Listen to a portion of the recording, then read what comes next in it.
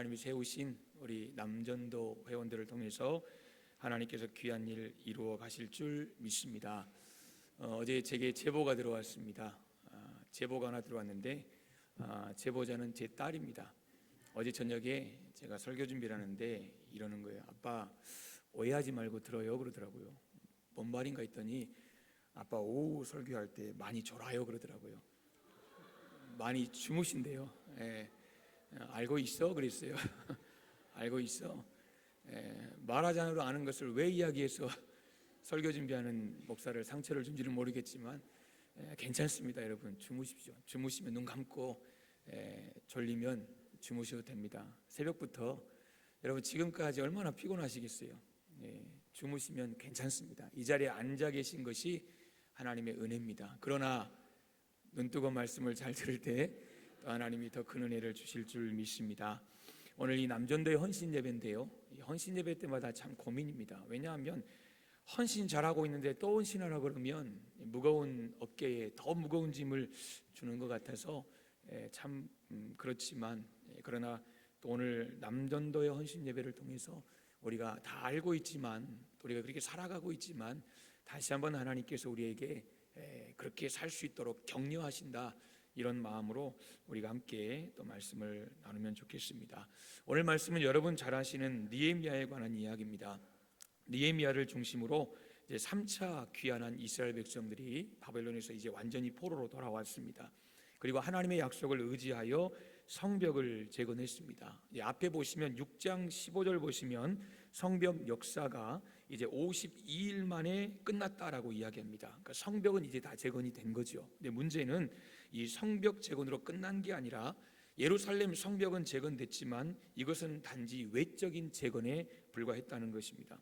그러니까 내적인 것들이 구비되지 않은 상태예요. 여러분 잘 아시는 것처럼 내적으로 튼튼하지 않으면 결국은 언젠가는 무너집니다. 그렇지요. 이번에 지진으로 인해서 여러분 그냥 30층 건물 우르르 무너지는 것을 우리는 봤습니다. 이유는 뻔한 거 아니겠습니까?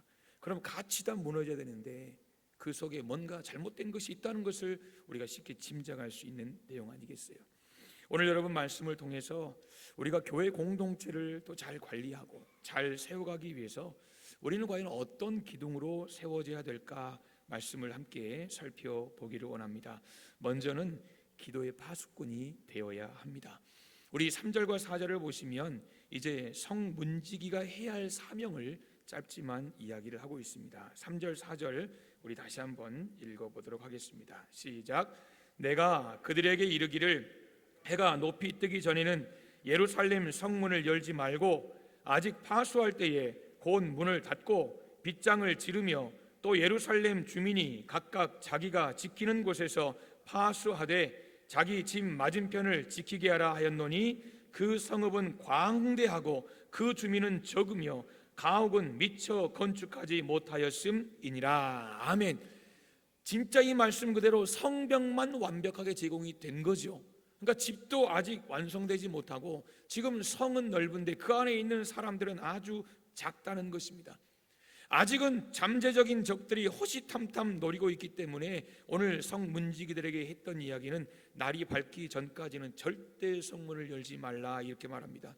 그러면서 이 예루살렘 주민들에게도 부탁을 합니다. 각각 자기 집은 자기가 지키라는 거예요. 자기 집 맞은편은 자기가 칼 들고 자기가 무기 들고 자기가 지켜야 한다는 것입니다.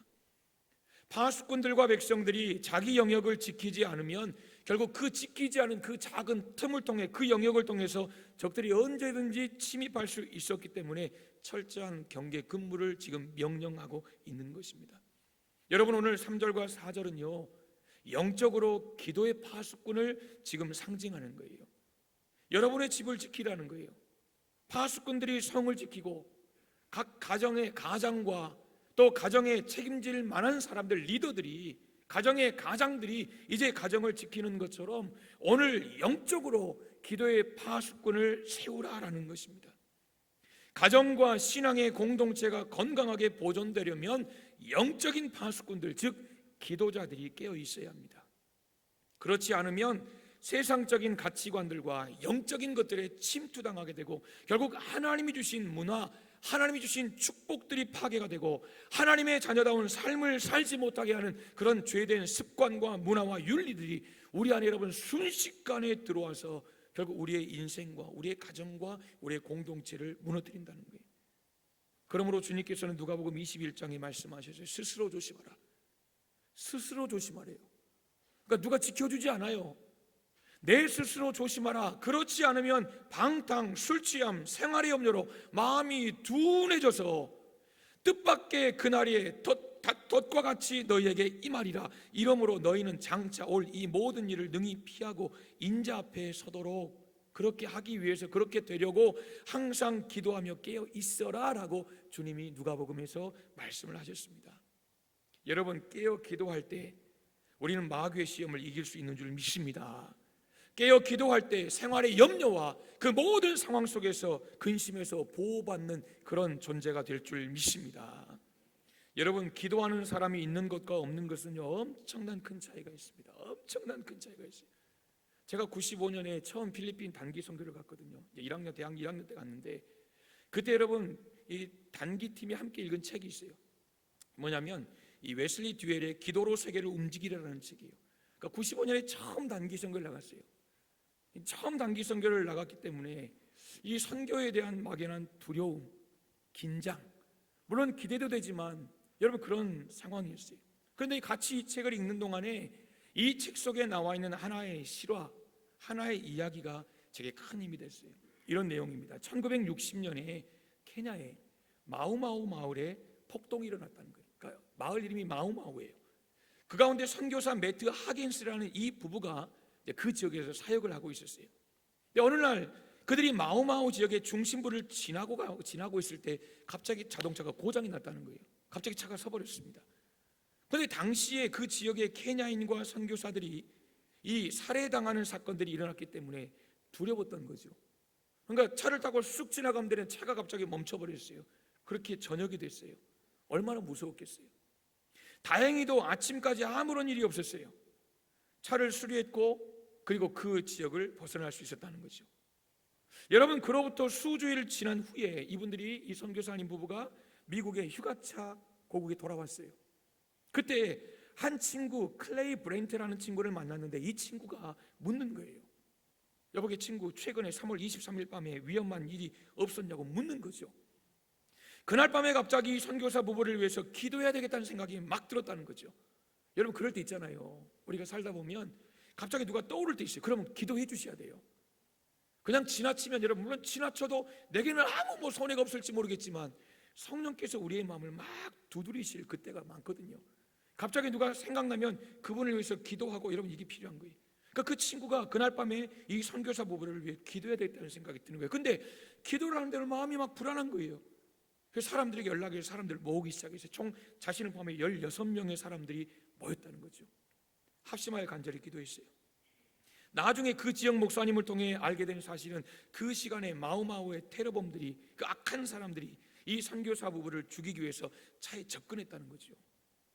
그러나 16명의 장정들이 칼을 들고 차 주변을 지키고 있는 바람에 포기하고 도망갔다는 거예요. 여러분, 실제로 그들 테러범들, 그 악한 자들이 이 선교사 부부를 죽이려고 왔을 때 차 안에 몇 명 있었습니까? 단 둘이 있었어요. 차 주변에 아무도 없었어요. 그런데 약한 자들이 본 것은 16명의 장정들이 칼을 차고 차 주변을 지키고 있더라는 거예요. 그러니 여러분, 이 테러를 악한 짓을 하지 못하고 도망갔다는 거죠. 16명의 성도들이 합심하여 기도하는 시간에 하나님께서 천사를 보내셔서 이 선교사 부부를 그 위험한 상황에서 지켜주셨다는 것입니다. 여러분, 제가 이 단기 선교를 처음 필리핀 갔을 때 얼마나 이게 큰 힘이 됐던지요. 그러니까 진짜 가서 영적인 싸움을 했거든요.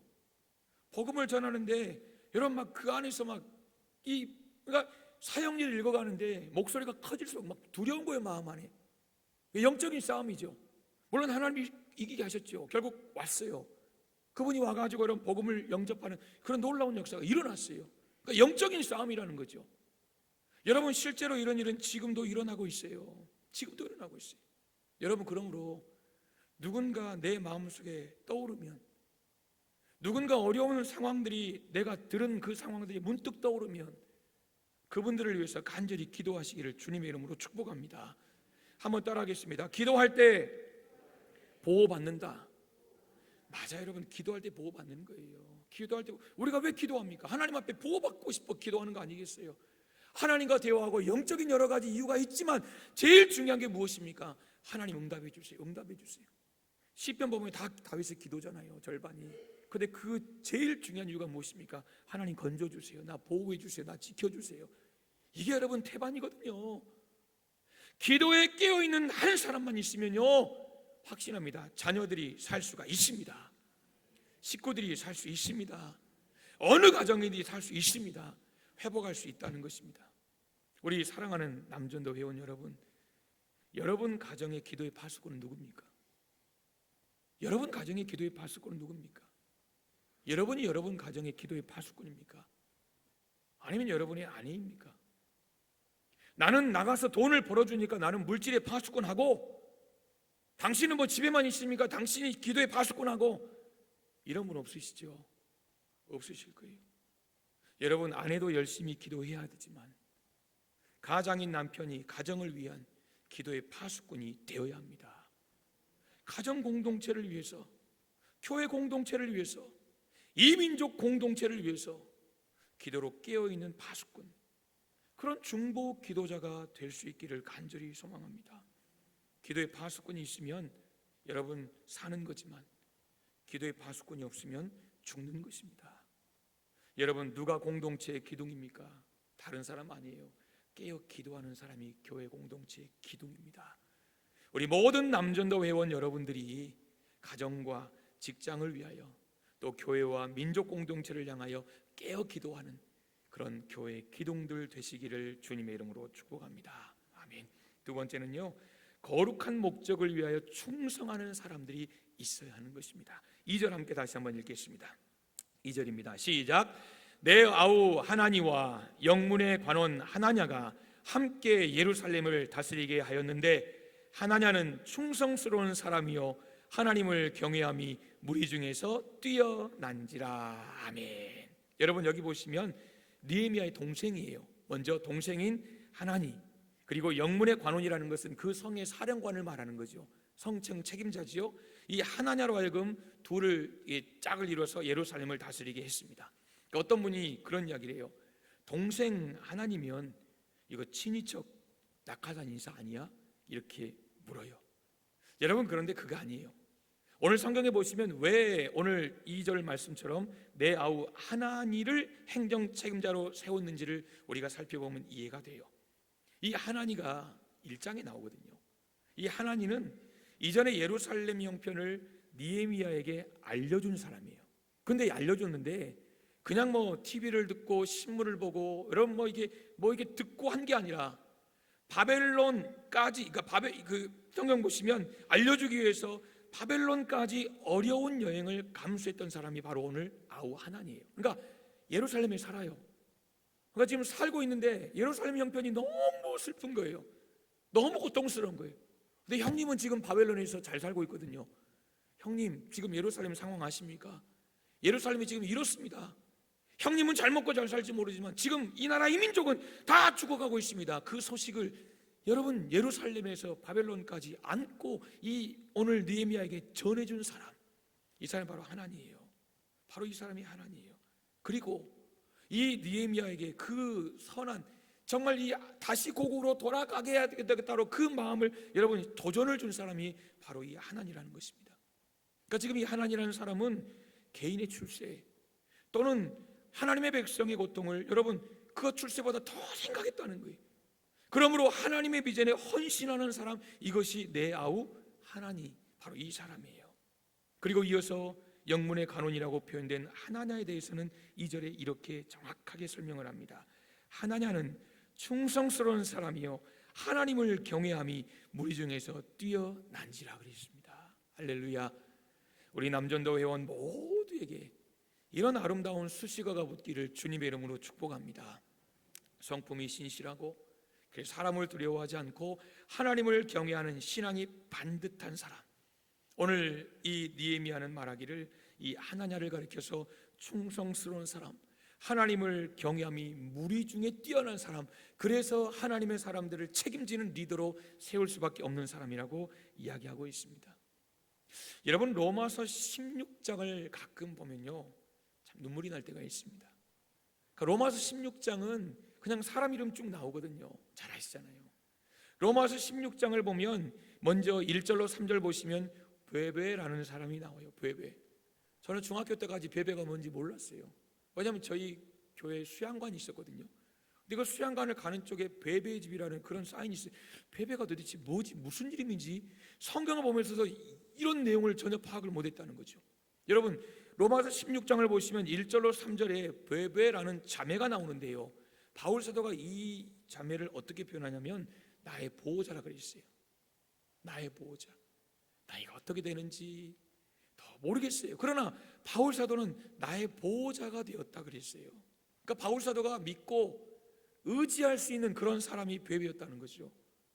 또 로마서 16장 3절 보시면 이렇게 기록합니다. 너희가 그리스도 예수 안에서 나의 동역자인 브리스가와 아굴라에게 문안하라. 저희는 내 목숨을 위하여 자기의 목이라도 내어 놓았나니 그랬어요.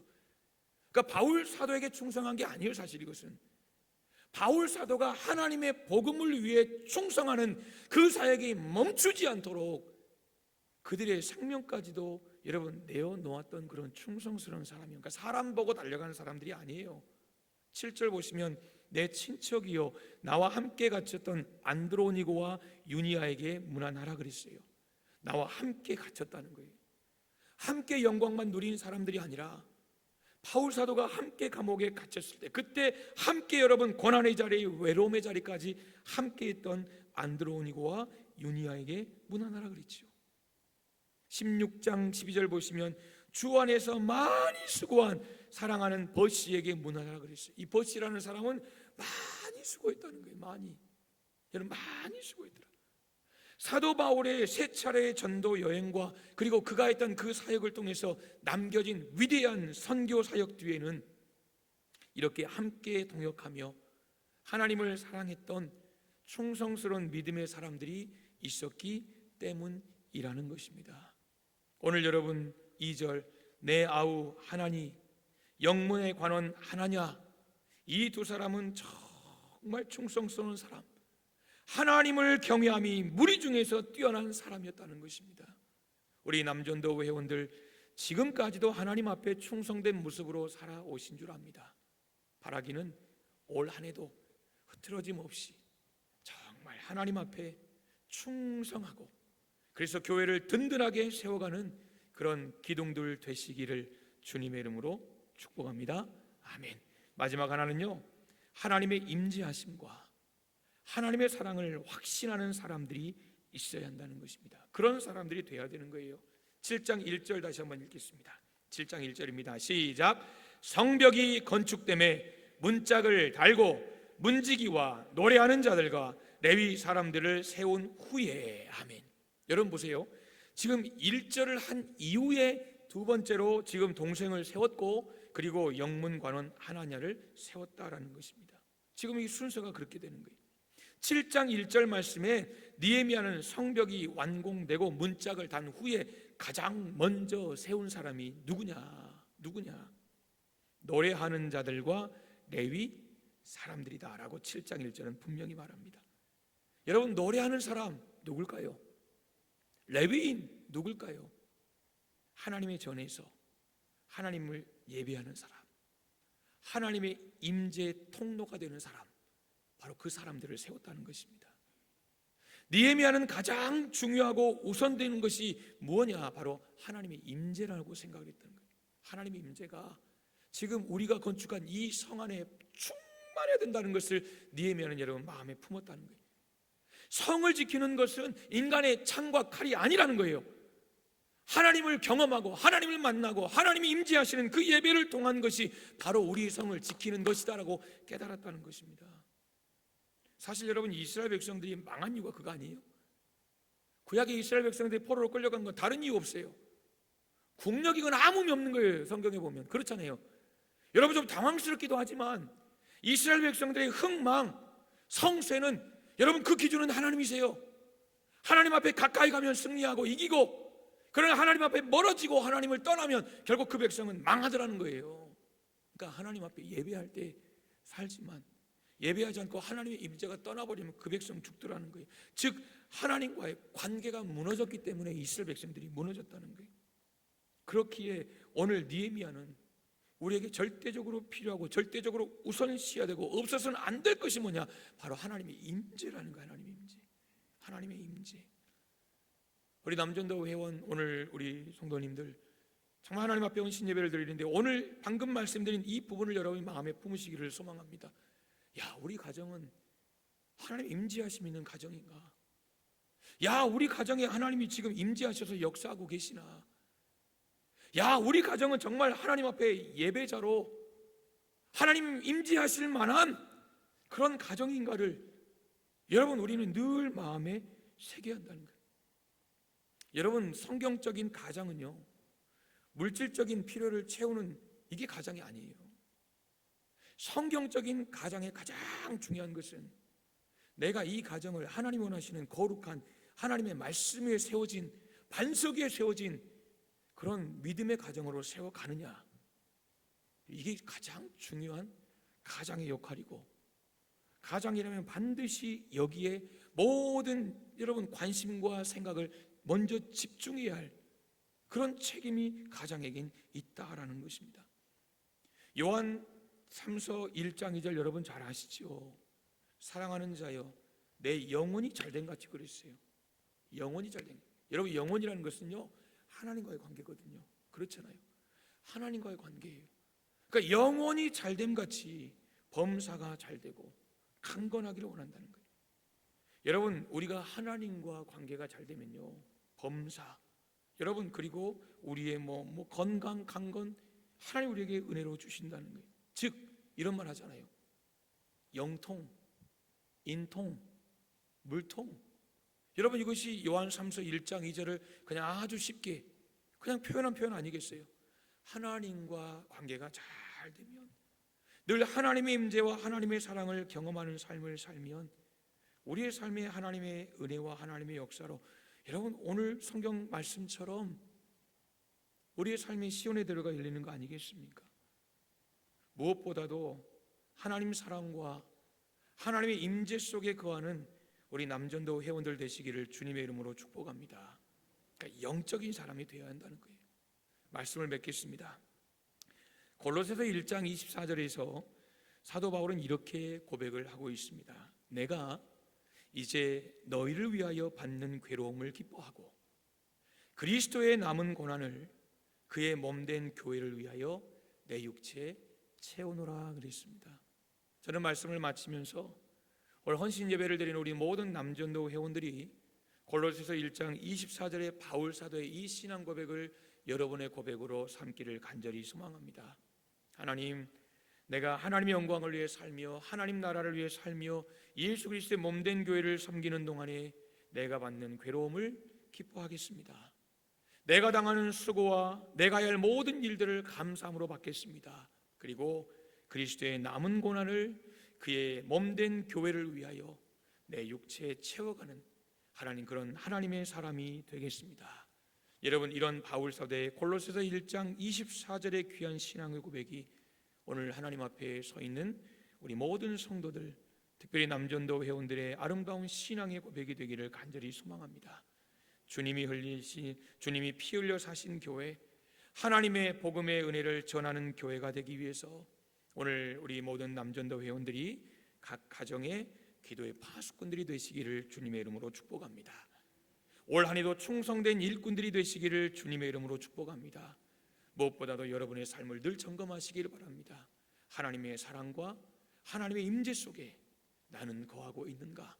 여러분 늘 점검하시고 늘 삶을 돌아보셔서 여러분을 통해서 가정이 더 아름답게 세워지고 여러분을 통해서 교회가 더욱더 든든하게 세워지는 우리 대성교회의 거룩한 기둥들 다 되시기를 주님의 이름으로 축복합니다. 아멘. 기도하겠습니다. 살아계신 하나님 아버지,